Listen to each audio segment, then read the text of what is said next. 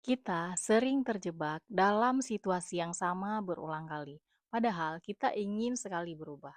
Atau mungkin kita sering menyalahkan keadaan atas apa yang terjadi dalam hidup kita.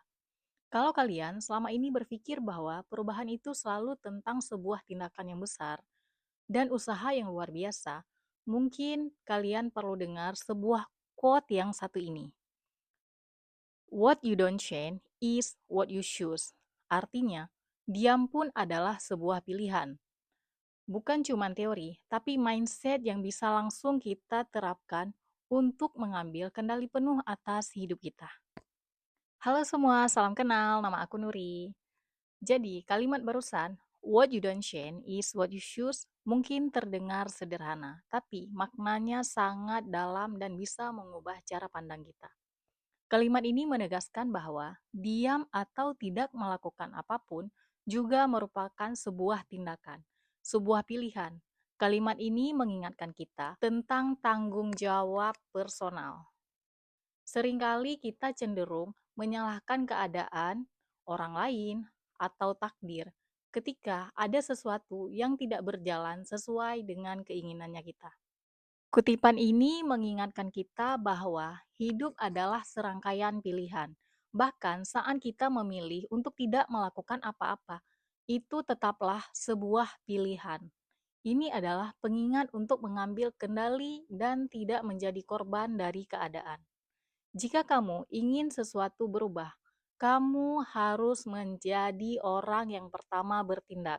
Karena jika tidak, kamu memilih untuk tetap berada di posisi yang sama. Ada beberapa cara agar kamu mulai melakukan perubahan dalam hidupmu. Yang pertama, disiplin over motivation. Pada dasarnya, motivasi adalah dorongan emosional atau keinginan yang membuat kita ingin memulai sesuatu. Motivasi itu datang dan pergi. Di awal, saat kita punya ide atau tujuan baru, motivasi itu terasa kuat. Misalnya, kamu ingin lancar berbahasa Inggris, motivasimu muncul dari keinginan untuk bisa berkomunikasi dengan orang asing, atau kamu ingin traveling ke luar negeri. Namun, motivasi sangat tidak stabil. Ia tergantung pada perasaan, suasana hati, dan keadaan di sekitar kita. Ketika kamu merasa bad mood, lelah, bosan, atau menghadapi kesulitan, motivasi ini akan dengan mudah hilang. Banyak orang berhenti di tengah jalan karena mereka hanya mengandalkan motivasi. Dan ketika motivasi itu pudar, mereka tidak punya alasan kuat untuk melanjutkannya. Disinilah kita perlu disiplin. Karena disiplin bukanlah tentang perasaan. Disiplin adalah tindakan yang dilakukan secara konsisten, terlepas dari bagaimana perasaanmu. Ini adalah komitmen yang kamu buat pada dirimu sendiri. Disiplin adalah kebiasaan yang dibangun. Ia mengubah tindakan yang sulit menjadi sesuatu yang rutin dan otomatis.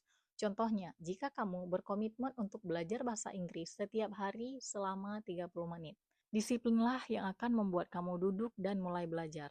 Bahkan saat kamu lebih ingin menonton atau scrolling IG ataupun TikTok. Ketika kamu melakukan sesuatu secara disiplin, kamu tidak lagi menunggu mood kamu yang baik atau semangat yang membara. Kamu hanyalah melakukan karena itu sudah menjadi sebuah bagian dari jadwal ataupun rutinitas kamu. Seiring waktu, tindakan yang konsisten ini akan menghasilkan kemajuan nyata, dan kemajuan ini sendiri yang justru akan menjadikan sumber motivasi yang lebih di masa depan. Kemudian yang kedua ada limit your decision. Kenapa membatasi keputusan itu penting? Setiap hari otak kita dipenuhi dengan ribuan keputusan, mulai dari hal kecil, mau pakai baju apa hari ini, sampai hal besar, mau investasi di mana. Ini yang disebut dengan decision fatigue atau kelelahan dalam mengambil keputusan. Saat kita mencoba untuk membuat perubahan, kita seringkali harus membuat banyak keputusan baru. Misalnya jika kamu ingin memulai hidup yang sehat, harus memutuskan olahraga apa hari ini, harus memutuskan makan siang apa yang sehat, harus memutuskan jam berapa kamu harus tidur. Semakin banyak keputusan yang harus dibuat, semakin lelah otak kita. Akibatnya, kita jadi lebih mudah kembali ke kebiasaan yang lama karena itu terasa lebih mudah dan tidak memerlukan energi dan mental yang ekstra. Membatasi keputusan adalah strategi yang menjaga energi dan fokus. Ini adalah cara untuk membuat proses perubahan menjadi lebih mudah dan otomatis. Mengurangi decision fatigue, alih-alih membuat keputusan setiap hari. Buatlah satu keputusan besar di awal, lalu ikuti saja rencana itu. Contohnya, daripada memutuskan setiap pagi mau olahraga apa, buatlah jadwal di awal minggu. Senin, Rabu, Jumat mungkin kamu bisa jalan kaki. Selasa, Kamis nge-gym ataupun yoga. Dengan begini, kamu tidak perlu berpikir lagi setiap hari kamu harus melakukan apa. Membatasi keputusan bukan berarti kamu malas.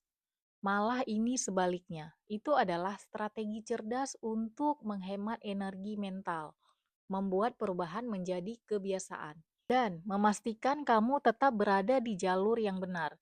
Itu adalah cara untuk memastikan bahwa tindakan kamu didorong oleh disiplin, bukan lagi keputusan harian yang melelahkan. Selanjutnya, stop being perfectionist, just focus for 1% better every single day. Ide dari stop being perfectionist, lakukan saja 1% setiap harinya, adalah tentang melawan mentalitas. Semuanya atau tidak sama sekali. Ini adalah prinsip yang kuat untuk mencapai perubahan nyata dengan cara yang berkelanjutan. Mengapa perfeksionis sering menghambat perubahan? Perfeksionis seringkali menjadi musuh terbesar dari kemajuan.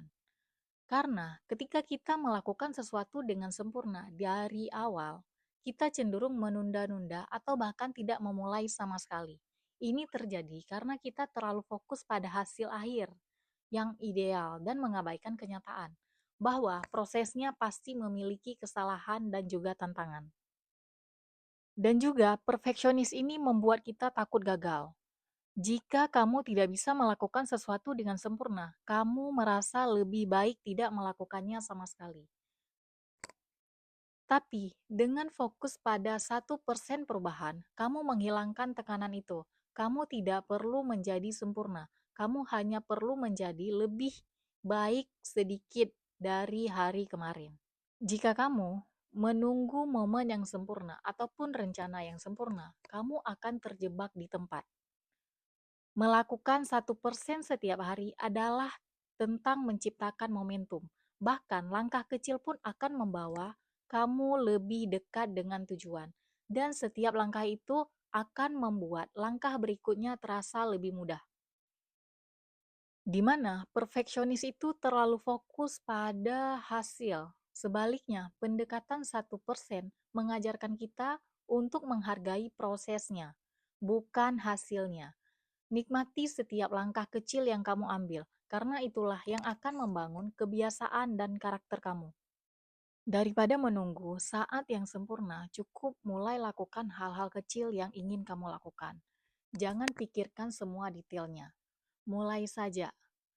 Jika kamu pengen baca buku, baca satu halaman buku setiap harinya.